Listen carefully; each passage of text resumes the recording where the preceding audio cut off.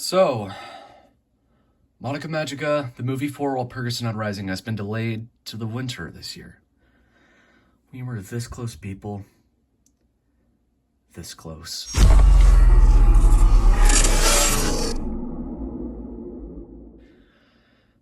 Now, I'm pretty sure nobody cares about a remaster for a god-awful review, but I could care less. I'm doing it anyway. So with this video, I'm kickstarting a mini-series where I might go back to some of my older, much worse quality reviews and remaster them. Have you seen some of the older reviews in my catalog? Jesus. So I'm going to say this right away. The reasons I'm remastering this review of all the videos that I believe are in dire need of a remaster. First of all, that I sort of alluded to, is the original review for this figure was absolute garbage. That video in particular is probably the main reason why I started writing scripts for these reviews, and I would argue the quality has gone up since that review from way back when. Secondly, I have quite a few videos that I think need an update, like all of my stop motion reviews and some of those without this backdrop. Lastly, and arguably most importantly, my thoughts on this figure have changed over the last 4 years. So with the explanation out of the way, roll the title screen.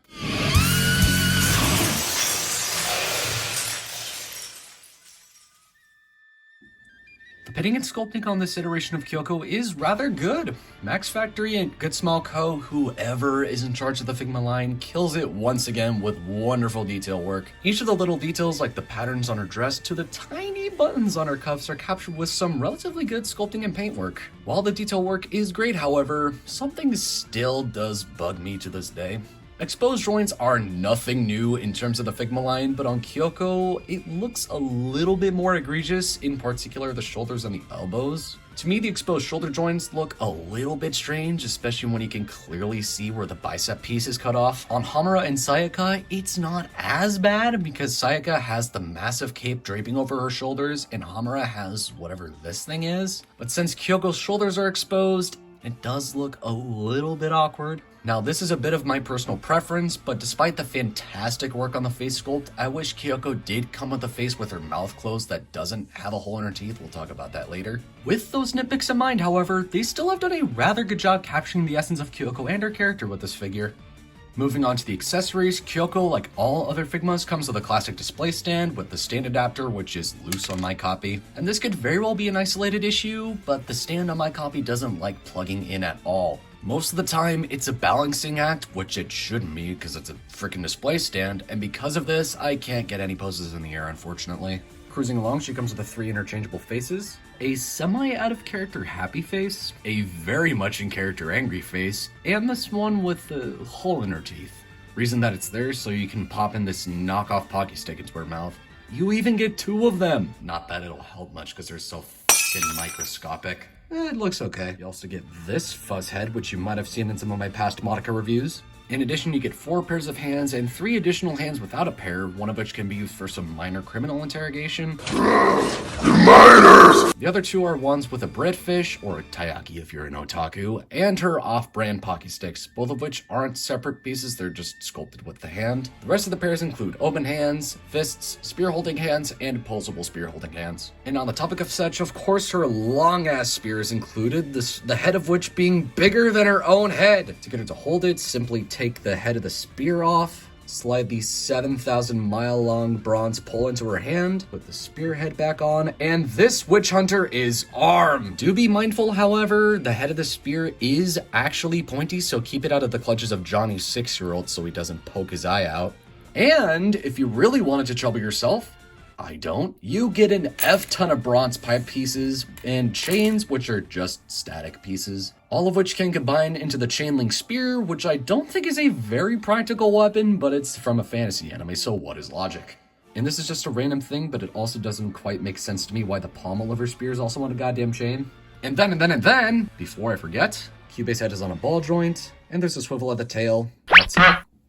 Moving on to Kyoko's articulation, there's an old school revolver joint at the head with a decent range of motion. The head can rotate, look up and down, and with a rather good range of head pivot. Her hair is also on a revolver joint, or in simple terms, it's on 2 swivels and a hinge. Ball joint on the inside of the shoulder, which allows the arms to rotate a full 360. The arms can hinge all the way up, shoulder swivel, elbow swivel, bend at the elbow, swivel at the wrist, and in this case, the cuffs are made of a soft plastic so the hands can hinge up and down. Much like Hamura, I believe there's a ball joint in the chest, but you're really not going to accomplish much here. However, there is a ball joint at the hips. These parts of her dress can move out of the way, but it's really easy to just break the sculpt. Ball joint at the legs, which allows them to move forward that far, move back that far, and out to a decent degree. Thigh swivel, bend at the knee, somewhat of a knee swivel, and lastly the feet can move up and down, swivel somewhat, and pivot. While the articulation on Kyoko is good, it does feel slightly dated.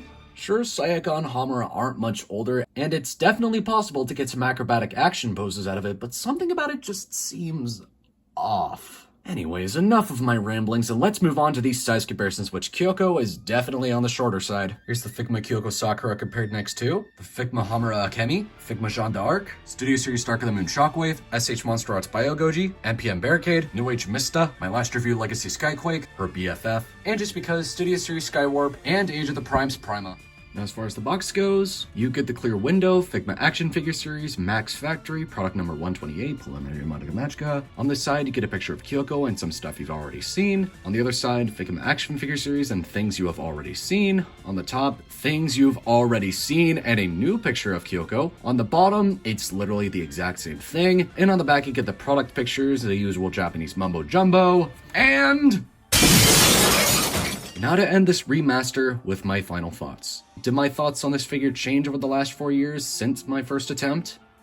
Yes, but not in its favor, however. This was my first impression of the Figma line, and back then I was very much fond of it. However, now I've slightly grown bored of it. It is not a bad figure, not by a long shot, but over time I've become less and less impressed when I've been getting deeper into the Figma line with some of the Fate and other Madoka figures. Now, second to last question of the review, where can you find it and what is the price? I received this back in March of 2021 off Amazon, however it has since been removed from the site. This figure is on the older side, being released way back in 2012, so your best bet will probably be eBay because its original release window closed a long time ago, and I don't see them reissuing this figure unlike that Nendoroid Gattaca, which I guess that's fun. Lastly, do I recommend it like I did with my first attempt?